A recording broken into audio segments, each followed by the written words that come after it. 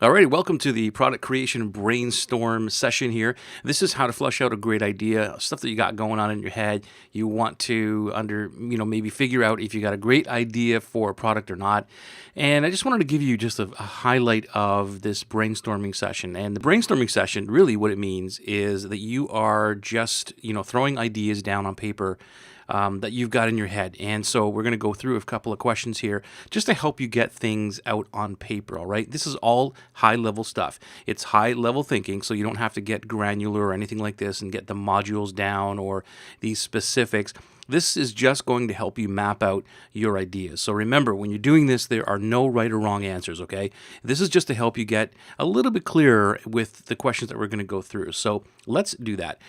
The first thing you want to know is really what is the purpose of your product. Now, I know that most of if you're just looking at that question, you might go, well, it's to make money. And that's true. Most of the stuff is to make money.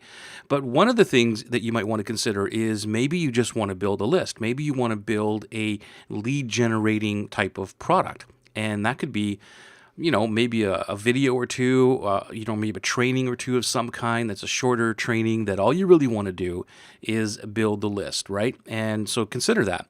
The next thing would be, of course, to make money. That's pretty much where everybody is leaning toward, and that is to make money. But there's a couple of other ones that you may not have thought about that you might want to look at, and that is, do you want to create an authority position, which is kind of cool. And this goes along with number one, where it's building the list. But if you want to create an authority position to show what you are an expert in, what you know, you could also create videos or PDFs or, a report of some kind, some sort of quote unquote product that allows you to position yourself as the authority. And that doesn't mean that if you put out, I don't know, like let's say it's just a video on Facebook or something like that, that it is, you're building a list. You're not asking for an opt-in at that point. So you could, marry the two, use the authority position and building the list at the same time. But just, think about what it is you're looking for to build this product for. The last one would be to just drive traffic. So let's say, again, you create a video of some kind that you are explaining some really cool stuff, and all you really want to do is engage people, drive traffic, and have an engagement audience on Facebook or something, or drive traffic from Facebook to your website so people can see the website.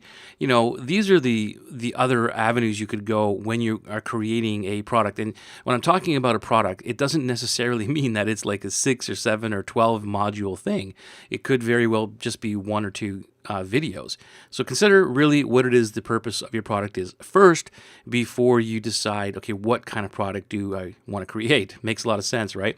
Next thing is, what are you passionate about? And I know that this is a cliche. Everybody talks about, hey, I want to get paid for doing something that I love. And that's fantastic. And that's really where we should be, is creating a product or, a service that we just love to do. All right. So just write down all the stuff that you're passionate about.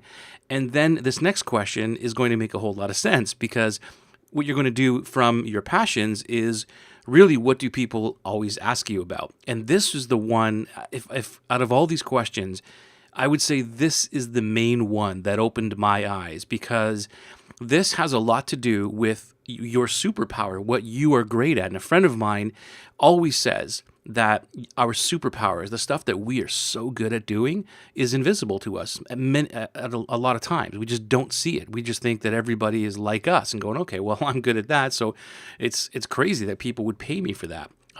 Just to give you an example, that, I never realized that I was kind of an okay copywriter. Like, I write emails, I write sales letters and stuff like that. I just love writing. I've always loved writing ever since I was in school, and reading and writing. I just love it. And so people would always ask me about, how I get people to open the emails, or how I write them with such an emotional pull to them. Sometimes I'm inside their heads and stuff like that. And I just think that everybody can do that, but apparently not, right? So just look at what it is that when you are in conversations, what are people always asking your advice on? And that's a really, really good indicator of a kind of a product that you want to create. And so That also goes along with something that what's easier for you to do and what's easy for you to talk about. Because you could be passionate about something, but you're not good at it, right? So you might want to steer away from that, or unless go learn it, and then you can maybe teach it. But what is something that comes easier for you? And this is, again, another one of those things where we look at it and say, well, why would somebody pay me to do that? Because it's so easy for me. This one, again, opened my eyes because I'm really good at coaching people. I'm really good at looking at someone's problem, and within, a few minutes, I can diagnose where their challenge is and how to help them push through that. So I'm really good at looking at someone's problems and fixing them. But I just figured, okay, well, everybody has this power, right? But apparently not, because some people just have their own advice or something like that, but they don't know how to give people solutions to those problems. So anyway, so what is yours? What is your superpower that you are really good at? That comes easy for you? What do you love talking about? Write that stuff down. And then that goes along with this one too, which is the experience.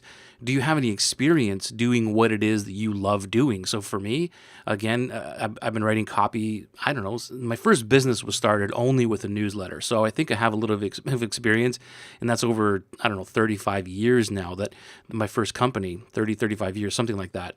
So I have a lot of experience in writing, and I've been writing almost, constantly, almost every day since starting that at 18, 19 years old.